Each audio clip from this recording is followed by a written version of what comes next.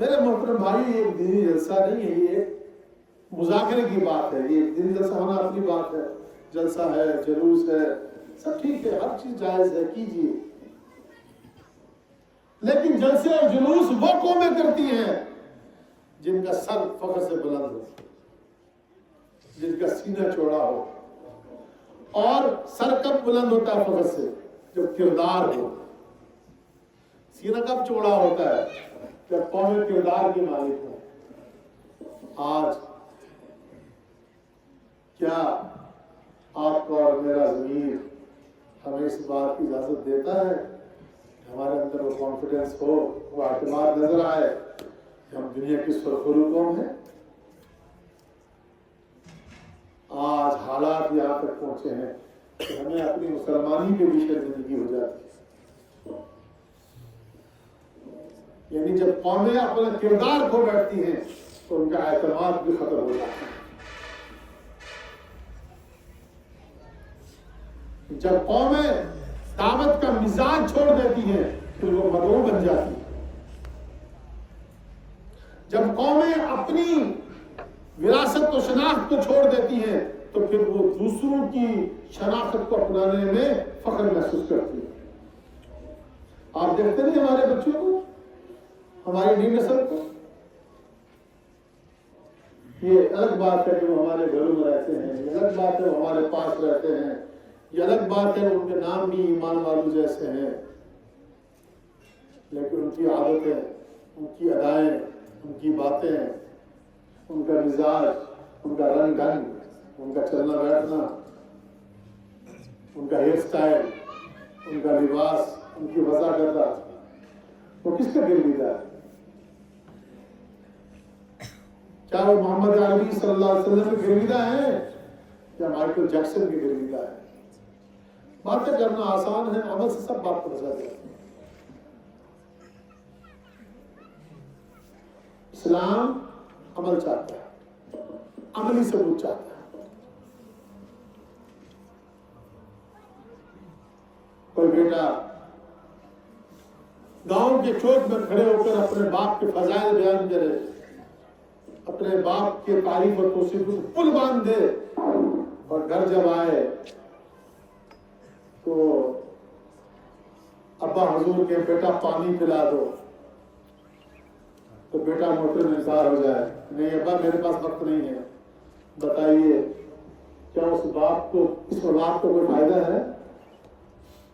کیا اللہ کے ہاں اس کا وہ عمل، اس کا وہ چوک پر کھڑے ہو کے اپنے باپ کی تعریف و توصیف کرنا پسند آئے گا؟ اسلام عمل چاہتا ہے، فقط عمل چاہتا ہے.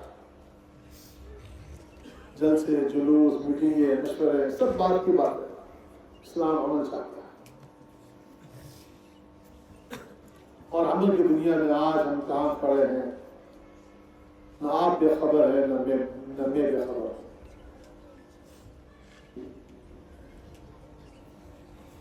ہم اپنی اولادوں سے بیزار ہیں، اپنی عورتوں سے بیزار ہیں، اپنے نوجوانوں سے بیزار ہیں. بیزار ہی نہیں، پریشان بھی ہیں.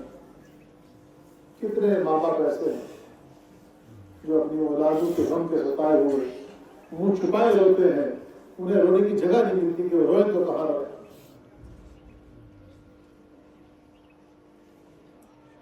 ہمارا دین ایسا دین نہیں تھا، ہمارا معاشرہ ایسا معاشرہ نہیں تھا، ہم ایسی امت نہیں تھے. ہمارے گھروں میں جھگڑا، برادری میں جھگڑے، مذہبوں کے جھگڑے، فرقوں کے جھگڑے، علاقوں کے جھگڑے، امیروں اور غریبوں کے جھگڑے، ذات پات کے جھگڑے.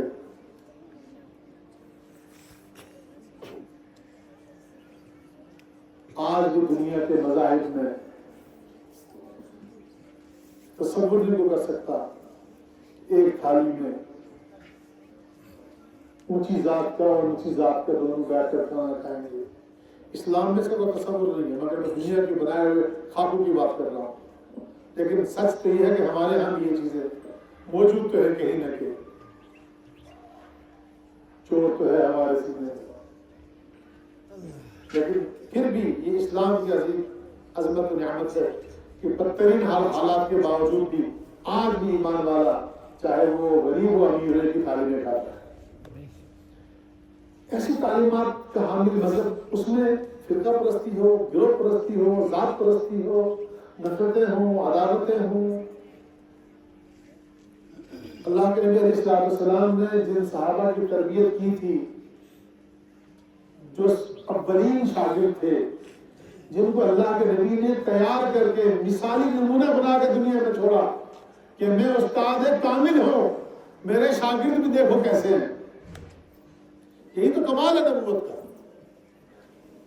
یہی تو ثبوت ہے آپ صلی اللہ علیہ وسلم کی نبوت کا کہ صحابہ جیسی جماعت جو بنیادی طور سے جنگجو قوم تھے، مار دھاڑ والی قوم تھے، بات بات پر بڑھ جانے والے قوم تھے، مگر اس کے باوجود آپ ہادی عالم تھے، آپ مصلح اعظم تھے. آپ نے ایسی ہدایت، ایسا ہدایت کے چراغ جلائے، آپ نے ایسی اصلاح کی صحابہ کی. وہی جماعت جو ذرا ذرا سی بات پر غارت گری کرتی تھی، جب آپ نے ان کی ایمانی تربیت کی، ان کی دینی تربیت کی، تو ایک واقعہ لکھا ہے تاریخ کے اوراق میں کہ ایک صحابی کھڑے تھے. اس زمانے میں صحابہ کرام کو مشرکین مکہ تنگ بہت کرتے تھے، پریشان بہت، ہر جگہ انگلی اللہ کے نبی کو پریشان کرنا، صحابہ کو پریشان کرنا، چلتے ہوئے پریشان کرنا، آتے جاتے پریشان کرنا، گھر میں پریشان کرنا. یہاں بھی ہمارے معاشرے میں نظر آتا ہے. چڑانا، ستانا، ٹارچر کرنا، پریشان کرنا، اذیت پہنچانا، ذہنی کوف دینا، ذہنی تکلیف دینا، ٹانگیں کھینچنا، ہے نا. یہ مشرکین مکہ کی عادت ہے، صحابہ کی عادت ہے ایسی کہ آج ہمیں بھی سوچنا ہے کہ ہم میں صحابہ والی عادات ہیں یا مشرکین مکہ والی عادات ہیں. یہ ہمیں سوچنا ہے. ہمیں اپنا نسب ملانا ہے. نسب تو ہمارا ایمان والوں کا تو اللہ کے نبی سے، لیکن عادات و اطوار کے اعتبار سے بھی دیکھنا ہے کہ ہماری عادتیں صحابہ جیسی ہے یا مشرکین مکہ جیسی ہے. تو ایک صحابی کھڑے تھے، جو شرارتی آیا، اس نے آ کے گالی دی. تو اس صحابی نے انسنی کر دی، یہ ادھر ہو گیا، وہ ادھر آ گیا، ادھر گالی دی، تو یہ ادھر ہو گیا، وہ پھر ادھر آیا، پھر گالی دی. تو یہ شرارتی جو ہوتا ہے اس کا ایک پرابلم ہوتا ہے، اس کا ایک مسئلہ ہوتا ہے. اسے بڑی تکلیف ہوتی ہے جب اس کے ساتھ واپس شرارت کے بدلے شرارت ہوتا ہے. یہ چاہتا ہے میں نے انگلی کی تو مجھے بھی انگلی ہو، تاکہ تماشا بنے، چوراہے پر مجمع جمے، تاکہ لوگ دیکھیں. تو جب یہ تنگ پڑا کہ بھائی گالی کا جواب کیوں نہیں دے رہا، اس نے کہا میں تمہیں گالیاں دے رہا ہوں. تو صحابی رسول جس کی تربیت اللہ کے نبی علیہ السلام نے کی تھی، یہ دراصل صرف اس صحابی کی تربیت نہیں تھی بلکہ یہ ہماری اور آپ کی تربیت ہے. تو اس صحابی کا جواب یہ تھا کہ میں بھی تجھے معاف کر رہا ہوں.